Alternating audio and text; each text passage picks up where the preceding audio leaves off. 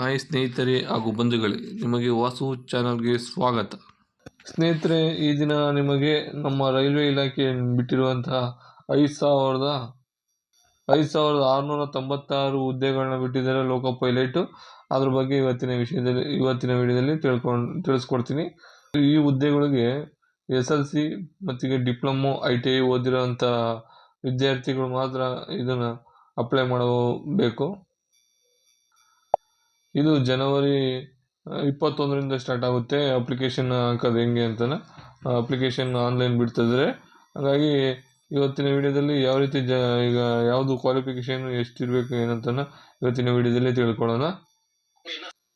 ಈ ವಿಷಯ ನಿಮಗೆ ಇಷ್ಟ ಆದರೆ ಲೈಕ್ ಕೊಡಿ ಮತ್ತು ಸಬ್ಸ್ಕ್ರೈಬ್ ಆಗಿ ಶೇರ್. ಸ್ನೇಹಿತರೆ, ಇದು ರೈಲ್ವೆ ರಿಕ್ರೂಟ್ಮೆಂಟ್ ಬೋರ್ಡಿಂದ ರಿಲೀಸ್ ಆಗಿರುವಂಥ ಇದು ಆಪ್ಷನ್. ಇದು ಅಡ್ವರ್ಟೈಸ್ ನಂಬರ್ ಬಂದ್ಬಿಟ್ಟು CN ನಂಬರ್ 0124 ಅಂತ ಇದೆ. ಇದರೊಳಗೆ ಅಫಿಷಿಯಲ್ ಆಗಿ ಈ ಥರ ಇದು ಮಾಡಿದ್ದಾರೆ. ಇದನ್ನು ಬನ್ನಿ ಇದು ಮೂವ್ ಮಾಡೋಣ.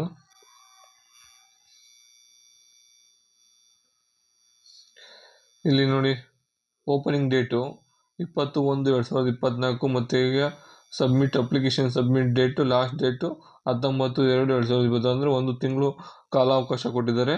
ನೋಡಿ, ಅಸಿಸ್ಟೆಂಟ್ ಲೋಕೋ ಪೈಲಟ್ ಲೆವೆಲ್ 2 SLC ಮತ್ತು PUC ಬರೋದಲ್ಲ, ITI ಮತ್ತು ಡಿಪ್ಲೊಮೊ, ಈ ಮೂವರು ಅಪ್ಲಿಕೇಶನ್ ಹಾಕ್ಬೋದು. 18ರಿಂದ 30 ವರ್ಷ ಒಳಗಿರ್ಬೇಕಂತ ಇದ್ರೆ, ಅಂದರೆ ಇದು ಜನರಲ್ಗೆ ಸಂಬಂಧಪಡ್ತೈತೆ.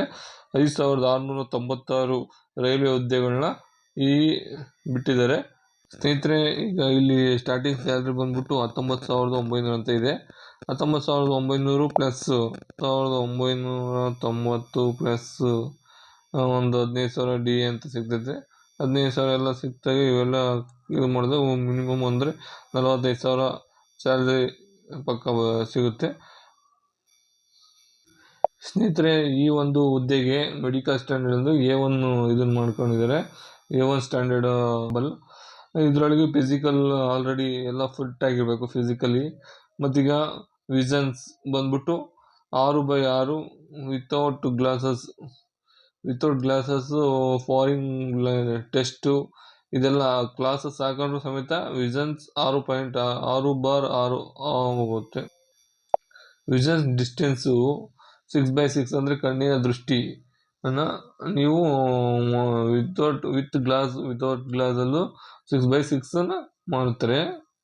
ನೆವರ್ ಇಯರ್ ವಿಷನ್ ಅಂದರೆ ಕಿವಿ ಕೇಳಿಸೋದ್ರಿಂದ ಅದು ಅಷ್ಟೇ, ಅದನ್ನು ಚೆಕ್ ಮಾಡ್ತಾರೆ. Most pass test the clearance visions ಇವೆಲ್ಲ ಚೆಕ್ ಮಾಡ್ಕೊಂಡೆ ಅವರು ನಿಮ್ಮನ್ನ ಇದಕ್ಕೆ ಅಪ್ಲಿಕೇಶನ್ ಹಾಕಿರೋರಿಗೆ ಇವೆಲ್ಲ ಕರೆಕ್ಟ್ ಇದ್ರೇ ತಗೊಳ್ತಾರೆ. ಸ್ನೇಹಿತರೆ, ಇದು ಫೀಸ್ ಇದರಲ್ಲಿ ಬಂದರೆ ನಿಮಗೆ ಜನರಲ್ ಕ್ಯಾಟಗರಿಗೆ 500 ರೂಪಾಯಿ ಇರುತ್ತೆ. ಮಾಮೂಲಿ SC ST ಎಕ್ಸ್ಮೆನ್ ಮತ್ತು ಫಿಮೇಲ್ ಅವ್ರಿಗಾದರೆ 250 ರೂಪಾಯಿ ಇರುತ್ತೆ. ಇಲ್ಲಿ ನಿಮಗೆ ಇಷ್ಟು ಸ್ಟೇಜ್ CBT ಅಂತನಾ, ಅದನ್ನು ಪಾಸ್ ಆದರೆ ನಿಮಗೆ 100 ರೂಪಾಯಿ ಮಾತ್ರ ಕಟ್ಸ್ಕೊಂತಾರೆ. ಇನ್ನು 400 ರೂಪಾಯಿ ರಿಟರ್ನ್ಸ್ ಕೊಡ್ತಾರೆ. ನೋಡಿ ಇಲ್ಲಿದೆಯಲ್ಲ ಅದು. ಮತ್ತು ಇದು ಇವ್ರಿಗೂ ಅಷ್ಟೇ, ಫಸ್ಟ್ ಸ್ಟೇಜ್ CBTಯನ್ನು ಇದು ಮಾಡಿದರೆ ನಿಮಗೆ ಫೀಸ್ ಫ್ರೀ ಆಗಿರುತ್ತೆ. ಸ್ನೇಹಿತರೆ, ರಿಕ್ರೂಟ್ಮೆಂಟ್ ಪ್ರೋಸೆಸ್ ಯಾವ ರೀತಿ ಇರುತ್ತೆ ಅಂದರೆ, ಫಸ್ಟ್ ಸ್ಟೇಜಲ್ಲಿ CBT ಎಕ್ಸಾಮ್ ಮಾಡ್ತಾರೆ. ಸೆಕೆಂಡ್ ಸ್ಟೇಜ್ CBT ಎಕ್ಸಾಮ್ 2 ಸತಿ ಮಾಡ್ತಾರೆ. ಫಸ್ಟ್ನೇ ಸ್ಟೇಜ್ನಾಗೆ ಪಾಸ್ ಆದರೆ ನಿಮಗೆ ಅದೇ ಅಮೌಂಟ್ ಹೇಳಿದ್ನಲ್ಲ 400 ರೂಪಾಯಿ ವಾಪಸ್ ಬರುತ್ತೆ. ಸೆಕೆಂಡ್ ಸ್ಟೇಜು ಮತ್ತೆ ಎಕ್ಸಾಮ್ ಬರೆಸ್ತಾರೆ. ಅದ್ರಾಗೂ ಪಾಸ್ ಆದರೆ next computer based attitude test ಅಂತ ಮಾಡ್ತಾರೆ. ಅಂದರೆ ಇದು ಸೈಕೋ ಇದ್ರ ಬಗ್ಗೆನೇ ಮಾಡ್ತಾರೆ, ನಿಮ್ಮ ಟ್ಯಾಲೆಂಟೆಡ್ ಹೆಂಗೆ ಇರುತ್ತೆ ಅಂತಲೇ. ಮತ್ತು ಡಾಕ್ಯುಮೆಂಟ್ ವೆರಿಫಿಕೇಷನ್, ನಿಮ್ಮ ಡಾಕ್ಯುಮೆಂಟ್ಸ್ ಯಾವ ರೀತಿ ಇದ್ದಾವೆ, ನೀವೇನೇನು ಕೊಟ್ಟಿದ್ದೀರಿ ಅದೆಲ್ಲ ಕರೆಕ್ಟ್ ಇದೆಯಾ ಅಂತ ವೆರಿಫಿಕೇಷನ್ ಮಾಡ್ತಾರೆ. ಆಮೇಲೆ ಮೆಡಿಕಲ್ ಎಕ್ಸಾಮಿನೇಷನ್, ಮೆಡಿಕಲ್ ಅಂದರೆ ನಿಮ್ಮ ಫಿಸಿಕಲ್ ಫಿಟ್ನೆಸ್ ಕರೆಕ್ಟಾಗಿ ಇದೆಯಾ ಇಲ್ಲ ಅಂತ ಚೆಕ್ ಮಾಡ್ತಾರೆ. ಇದೆಲ್ಲ ಆದಮೇಲೆ ನಿಮಗೆ ಕೆಲಸಕ್ಕೆ ತಗೊಳೋದು ಮತ್ತು ಅಪಾಯಿಂಟ್ಮೆಂಟ್ ತಗೊಳೋದು. CBT ಕ್ವಶನ್ ಸಿಲೆಬಸ್ ಯಾವ ರೀತಿ ಇರುತ್ತೆ ಅಂದರೆ, ಇವಾಗ ನಿಮಗೆ ಕ್ವಶನ್ ಬಂದ್ಬಿಟ್ಟು 75 ಕ್ವಶನ್ ಇರ್ತದೆ. 75ಕ್ಕೂ ಒಂದೊಂದು ಮಾರ್ಕ್ಸ್ ಇರುತ್ತೆ. ಮತ್ತೀಗ ಇಲ್ಲಿ ನಿಮಗೆ 1/3 ಮಾರ್ಕ್ಸ್ ಕಟ್ ಆಫ್ ಮಾರ್ಕ್ಸ್ ಇರುತ್ತೆ. ಇಲ್ಲಿ ಅಂದರೆ ಎಲ್ಲ ಕಡೆಗೂ 1/4 ನೋಡಿರ್ತೀರ, ಇಲ್ಲಿ 1/3 ಇರುತ್ತೆ. 1/3 ಅಂದರೆ ಒಂದು 3 ಪಾಸ್ ಆದರೆ ಒಂದೇನೋ ಅಕಸ್ಮಾತ್ ಇದಾದರೆ ಆದರೆ ಒಂದು ಲೆಸ್ ಆಗುತ್ತೆ ಅಂತ ಅರ್ಥ. ಎಲ್ಲ ಕಡೆಗೂ ಹಂಗೆ ನೋಡಿರ್ತೀರ. ಇಲ್ಲಿ ನೋಡಿ ನಾ CBT ಮಲ್ಟಿಪ್ಲೈ ಶಿಫ್ಟ್ ಅಂತ ಇದೆ ನೋಡಿ. ಇಲ್ಲಿ ಕೆಟಗರಿ ವೈಸ್ ಬೇರೆ ಮಾಡಿದ್ದಾರೆ. Minimum pass percentage of eligible UR EWS ಇವ್ರಿಗೆ 40%, ಅಂದರೆ ಜನರಲ್. ಇವ್ರಿಗೆ ಜನರಲ್ಲು 40% ತೆಗಿಲೇಬೇಕು ಮಾರ್ಕ್ಸ್. ಮತ್ತು OBC ಕೆಟಗರಿಗೆ 30%, SCಗೆ 30%, STಗೆ 25%, ಈ ಥರ ಮಾಡಿದ್ದಾರೆ. ಮತ್ತು ಇದ್ರಾಗೆ ಸೇಮು ಇಲ್ಲಿ CBT ಎಕ್ಸಾಮ್ನಾಗೆ CBT 1 ಇದ್ರಾಗೆ ಮ್ಯಾಥಮೆಟಿಕ್ಸು, ಎಬಿಲಿಟಿ ಇವು ಮತ್ತು ಜನರಲ್ ಸೈನ್ಸ್, ಜನರಲ್ ಅವೇರ್ನೆಸ್ ಇಷ್ಟು ಸಿಲೆಬಸ್ ಇರುತ್ತೆ. ಇವಿಷ್ಟು ಓದ್ಕೊಂಡು ನೀವು ಬೇಕಾದರೆ, ಇಲ್ಲ ಅಕಸ್ಮಾತ್ ಇದು ನಿಮಗೆ ಈ ಸಿಲೆಬಸ್ನೊಳಗೆ ಏನೇನು ಬೇಕು ಅಂತ ಬೇಕಾದರೆ ಅದೇ ವೆಬ್ಸೈಟಲ್ಲಿ ಕೊಟ್ಟಿದ್ದಾರೆ, ಅದನ್ನು ಡೌನ್ಲೋಡ್ ಮಾಡ್ಕೊಂಡು ನೋಡ್ಕೊಬೋದು, ತಿಳ್ಕೊಬೋಕ್ಕೆ, ಎಲ್ಲ ಓದ್ಕೊಬೇಕು. ಇದಾದಮೇಲೆ ನಿಮಗೆ ಸೆಕೆಂಡರಿ CBT ಎಕ್ಸಾಮ್ ಹತ್ರ ಹೋಗೋಣ. ಸೆಕೆಂಡರಿ CBT ಎಕ್ಸಾಮ್ನಲ್ಲೂ ಸೇಮೆ ಏನೇನಿದೆ. ಸೆಕೆಂಡರಿ ಎಕ್ಸಾಮಲ್ಲೂ 15 ಈ ಸೆಕೆಂಡರಿ ಎಕ್ಸಾಮ್ ಇದರಲ್ಲಿ ಪಾರ್ಟ್ 2 ಥರ ಮಾಡಿದ್ದಾರೆ. A ಪಾರ್ಟಲ್ಲಿ 90 ಮಿನಿಟ್ಸ್ 100 ಕ್ವಶನ್ ಇರ್ತವೆ. B ಪಾರ್ಟಲ್ಲಿ 60 ಮಿನಿಟ್ಸ್ 75 ಕ್ವಶನ್ ಇರ್ತವೆ. ಅಂದರೆ 60 ನಿಮಿಷ, ಅಂದರೆ 1 ಗಂಟೆಗೆ 75 ಕ್ವಶನ್ ಬರೀಬೇಕು. ಪಾರ್ಟ್ ಏನಾಗೆ 90 ನಿಮಿಷ ಇರುತ್ತೆ, 100 ಕ್ವಶನ್ ಇರುತ್ತೆ. ಈ ಥರ ಬರೀಬೇಕು. ಇದು ಸೇಮೆ ಏನಂದರೆ 1/3 ಮಾರ್ಕ್ಸ್ ಇರುತ್ತೆ. ಯಾವುದಾದ್ರೂ ರ್ಯಾಂಕ್ ಆದರೆ ಮಾಮೂಲಿ, ಯಾವುದೇ ಗೊತ್ತಿಲ್ಲ ಅಂದರೆ ಸುಮ್ಮನೆ ಬಿಟ್ಬಿಡಿ. ಅದು ಬಿಟ್ಟು ಯಾವುದನ್ನ ಗೊತ್ತಿಲ್ಲದಕ್ಕೂ ಹಾಕಿದರೆ ನಿಮ್ಮ ಮಾರ್ಕ್ಸ್ ಕಟ್ ಆಫ್ ಆಗುತ್ತೆ. ಇದ್ರಾಗೂ ಅದೇ ಥರನೇ ಇನ್ನು ಪಾರ್ಟ್ ಏನಾಗಿ ಎಲಿಜಿಬಲ್ಲು 40 ಜನರಲ್ಗೆ, ಮಾಮೂಲಿ OBCಗೆ 30% ಮೀಸಲಾತಿ ಇದೆ, SCಗೆ 30%, STಗೆ 25%. Only marks second part shall be connected to shooting candidate for the further stage for the requirement process provided the candidate irrespective of community is able sure qualifying B part. ಈ ಥರ ಇದನ್ನೆಲ್ಲ follow up ಮಾಡಿ pass ಆದಾಗಲೇ ನಿಮಗೆ appointment ಇದು ಮಾಡೋದು.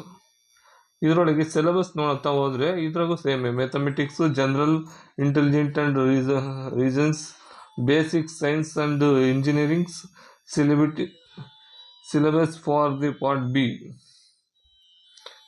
ಇಷ್ಟು ಇರುತ್ತೆ. ಇದರೊಳಗೆ ಸಿಲೆಬಸ್ ಪಾರ್ಟ್ ಬಿನಾಗೆ ಇಷ್ಟಿರುತ್ತೆ. ಸಿಲೆಬಸ್ 1 ಅದ್ರಾಗೆ ಹೇಳಿದ್ನಲ್ಲ ಅಷ್ಟಿರುತ್ತೆ.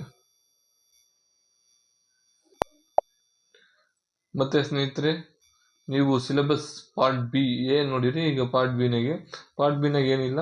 ಪಾರ್ಟ್ ಬಿನಾಗೆ ಯಾವುದೇ ಕ್ವಶನ್ಸ್ ಕೊಟ್ಟರು 35, ಯಾವುದೇ ಕ್ಯಾಸ್ಟ್ ಇದ್ರೂ, ಯಾವುದೇ ಕ್ಯಾಟಗರಿ ಇದ್ರೂ 35% ತೆಗಿಲೇಬೇಕು ಕ್ಯಾಂಡಿಡೇಟು. ಮತ್ತೀಗ ನಿಮಗೆ ಸಿಲೆಬಸ್ ಆಧಾರದ ಮೇಲೆ ನೀವು ಯಾವುದು ಕೋರ್ಸ್ ತಗೊಂಡಿರ್ತೀರೋ ಅದ್ರ ಮೇಲೆ ಆಧಾರದ ಮೇಲೆ ಇದನ್ನು ನಿಮಗೆ ಡಿಸೈನ್ ಮಾಡಿರ್ತಾರೆ.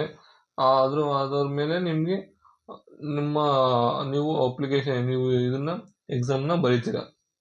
ಡಿಗ್ರಿ, ITI ಮತ್ತು ಈಗ ಇದು ಡಿಪ್ಲೊಮಾ ಮಾಡಿರ್ತೀರಲ್ಲ, ಆ ಆಧಾರದ ಮೇಲೆ ಇಲ್ಲಿ ಎಕ್ಸಾಮ್ನ ಬರೀತೀರ ಸ್ನೇಹಿತರೆ. ಮತ್ತು ಇಲ್ಲಿ ನೋಡಿ, ಇಲ್ಲಿ DGT government.in ಅಂತ ಐತಲ್ಲ, ಅದ್ರ ಮೇಲೆ ಹೋಗಿ ಕ್ಲಿಕ್ ಮಾಡಿದರೆ ನಿಮಗೆ ಯಾವುದೇ ಸಬ್ಜೆಕ್ಟ್ ಇದೆ ಆ ಸಬ್ಜೆಕ್ಟ್ ಬಗ್ಗೆ ಇದು ಅದರಲ್ಲಿ ಮಾಹಿತಿ ಸಿಗುತ್ತೆ. ಇಲ್ಲಿ ನೋಡಿ ಪಾರ್ಟ್ B CET 2 ಅಂತ ಇದೆಯಲ್ಲ, ಇಲ್ಲಿ ಕ್ವಾಲಿಫಿಕೇಶನ್ ನಿಮ್ದು ಯಾವುದಿರುತ್ತೋ ಅದ್ರಿಗೆ trade subject choice your part ಅಂತ ಬರ್ತೈತೆ. ಅಂದರೆ ನೀವು ಯಾವುದು ಚಾಯ್ಸ್ ಮಾಡಿರ್ತೀರ ಆ ಕ್ವಾಲಿಫಿಕೇಷನ್ನ ಇದು ಸಿಗುತ್ತೆ ನಿಮಗೆ, ಯಾವುದು ಸಬ್ಜೆಕ್ಟ್ಗಳು.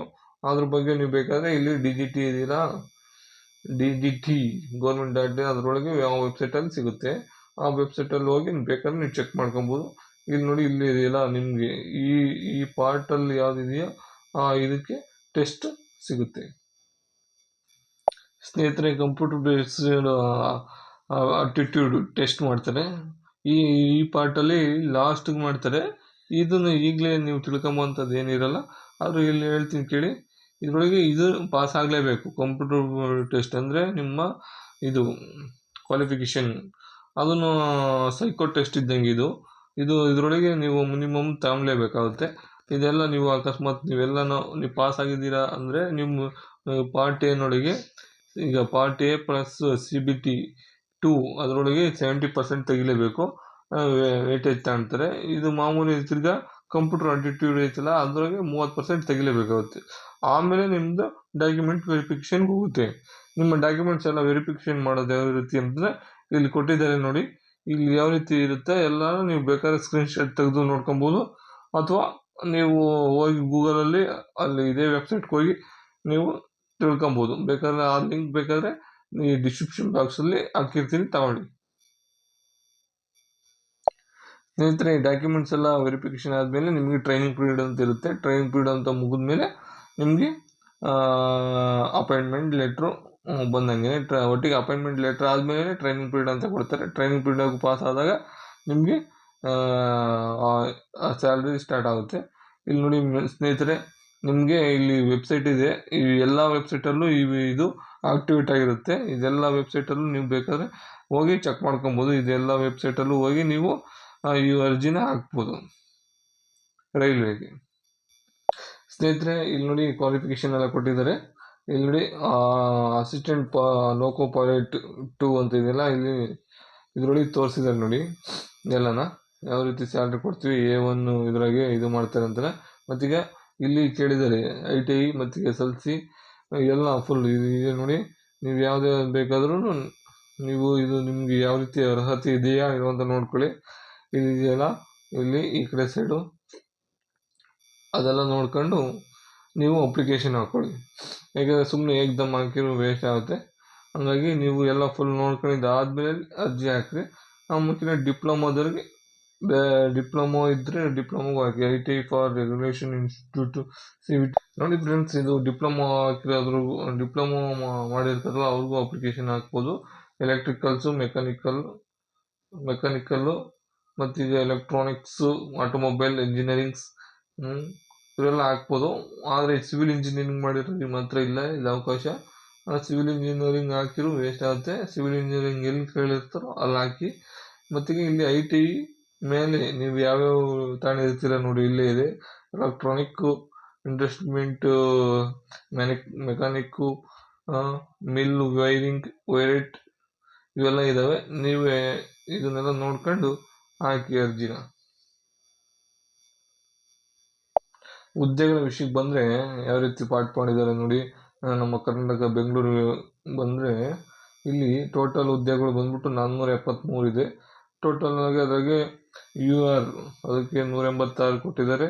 ಮತ್ತೀಗ SCಗೆ 72, STಗೆ 35, OBCಗೆ 127, EWSಗೆ 53 ಈ ಥರ ಕೊಟ್ಟಿದ್ದಾರೆ. EXMಗೆ ಅವ್ರಿಗೆ 47 ಅಂತ ಕೊಟ್ಟಿದ್ದಾರೆ.